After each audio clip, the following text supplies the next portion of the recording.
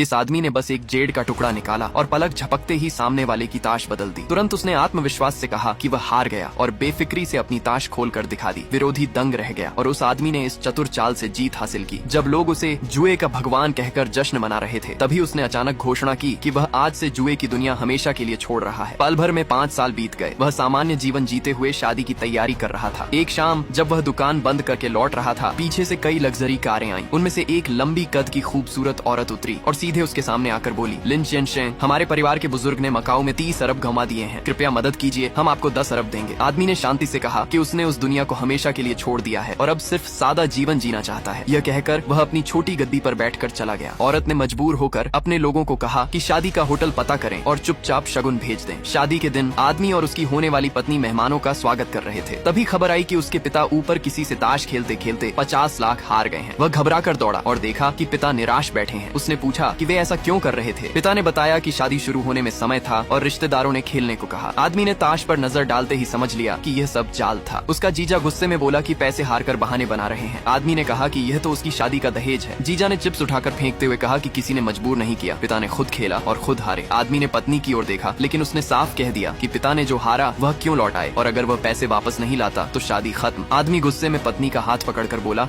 कि उसके पिता ने असल में जुआ नहीं खेला, बल्कि उनके 3 रिश्तेदारों ने जबरन बैठा कर खेला। ये साफ साजिश थी। तभी एक चाची ने ताना मारा कि रोने धोने से बेहतर है दहेज का इंतजाम करो। फिर उसकी सास आई और बोली, अगर 50 लाख का इंतजाम नहीं कर सकता तो शादी भूल जाओ। पिता रोते हुए बोले कि उन्होंने बेटे की जिंदगी बर्बाद कर दी और खुद को मारने लगे। आदमी ने रोकते हुए कहा कि पहले शादी पूरी होनी चाहिए, बाकी वह देख लेगा। सास ने मजाक उड़ाते हुए कहा कि उनके पास तो बस एक छोटी कार वॉश की दुकान है, उससे 10 साल में भी 50 लाख नहीं बनेंगे। जीजा ने भी कहा कि उनके पास 100 रुपए भी नहीं है, बहन क्यों ऐसे गरीब से शादी करे। सास ने साफ कह दिया कि अगर पैसे नहीं दिए तो शादी नहीं होगी। पिता खुद को थप्पड़ मारते रहे, लेकिन आदमी ने उन्हें संभालते हुए कहा कि आज शादी जरूर होगी। सास ने ताना मारा कि यह आसान बात नहीं है, अब वह पैसे लाकर दिखाए। आदमी पलटा और बोला, पैसे चाहिए, मिलेंगे। आपने खुद कहा था कि हार माननी चाहिए, तो मैं अब यह पैसा जीत कर ही लौटाऊंगा। सभी हंस पड़े और चाची ने कहा कि उसके पास क्या है जिससे वह खेलेगा। आदमी ने जोश में कहा कि उसके पास एक घर है, वही दांव पर लगाएगा। सास उसे फिर अपमानित करने वाली थी कि तभी पत्नी ने रोक दिया और धीरे से बोली